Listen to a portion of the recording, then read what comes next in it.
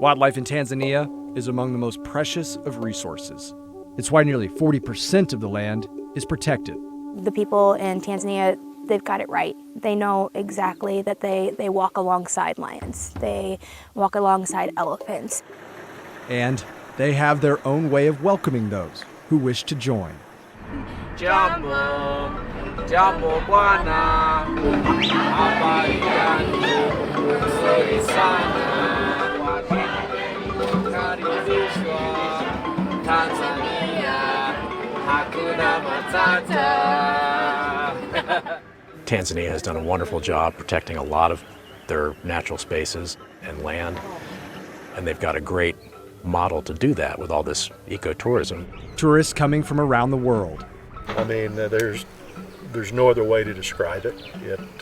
People like Dick Bashir. The animals you've only seen in books or online or just pictures of. Dick served as the head of Zoo Friends for years and still regularly volunteers. On this trip, he saw those animals from books and pictures up close, even from the tented lodge outside Serengeti, where there are no fences. And, the sun's coming up and, you're hearing hyenas in the background and you're seeing all sorts of zebra and wildebeest and you walk out of your room, where you're staying, and basically you startle a herd of antelope on the way to the lodge. It's one of many attractions. But perhaps the largest attraction, the country's largest park, the Serengeti. The word Serengeti comes from the Maasai. It means endless plains. And in some areas, it doesn't look so different than Oklahoma. Though there are a few important distinctions. Out here, you do not want to end up alone. Danger from above. Danger under the surface.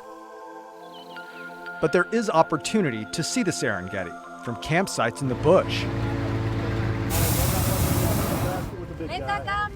Or from baskets in the sky. Baskets that hold as many as 16 people. And from hundreds of feet up, the endless plains live up to the name, even if its largest occupants seem less intimidating from here. At Lake Manyara, visitors can take in panoramic views by day, or search out those that stalk at night.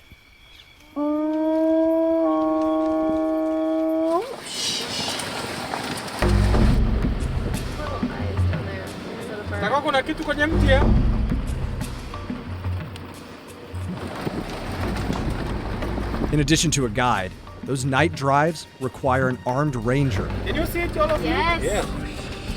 Spotted hyena. That is a spotted hyena. Yeah. It's the largest of all hyenas. Yeah. And normally hyenas, they are active during the night. Yeah. Night drives also require a spotter seated on the hood. There's a lot of zebras and impala. Bushback, it is always solitary. Yeah? His light searching for its reflection in the eyes.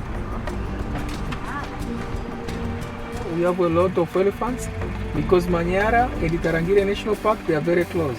The eyes of those both small Oh, there is a... White-tailed monk? and large. Oh, hippos! Wow. They're majestic. We see them, we don't go close to them. But hippos have no problem getting close to one another, especially in the hippo pools.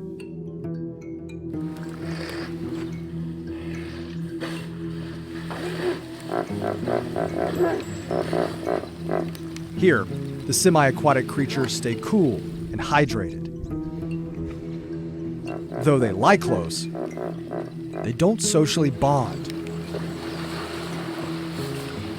And the pools can often be smelled before they're seen.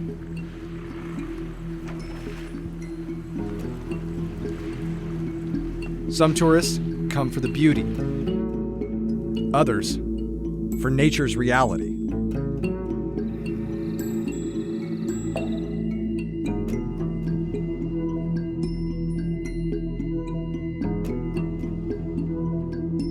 Some tourists come just to see the most fascinating creatures on Earth.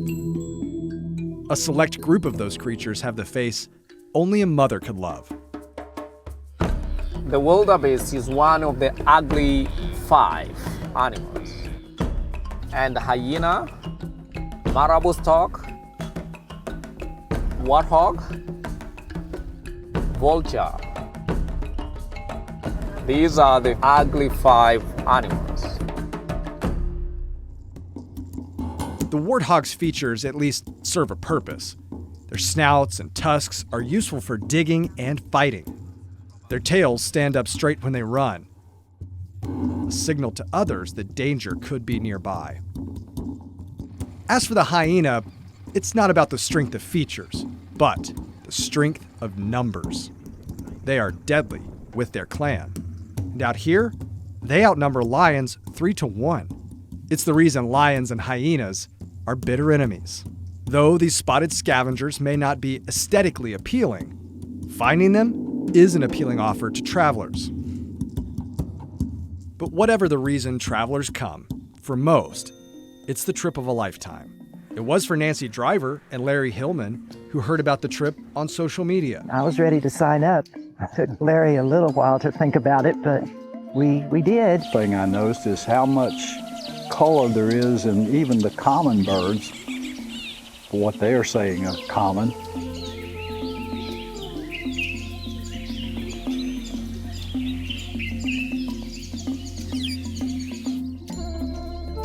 More colorful than anything we have, except maybe the cardinal. All these beautiful animals that are just here, we don't want them to go away forever.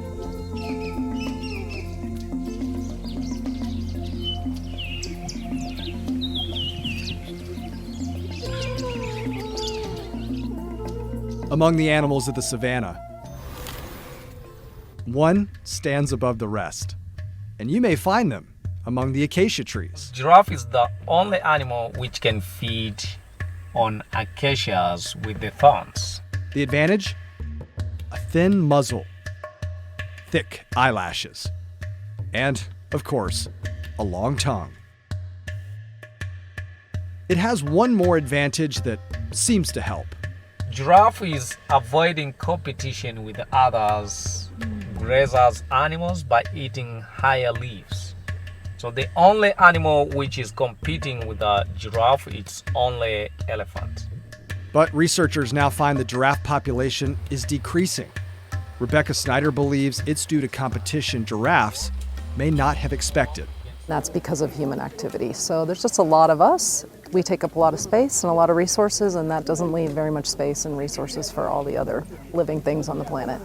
The population is considered vulnerable, shrinking 30% since 1980. Animals like these, and many others, are the reason Tanzania took proactive steps. Steps Dwight Lawson hopes others will take.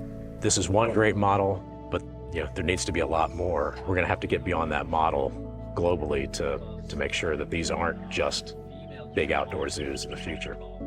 In 2011, the Oklahoma City Zoo started a program called Roundup for Conservation. It's raised more than $1 million since.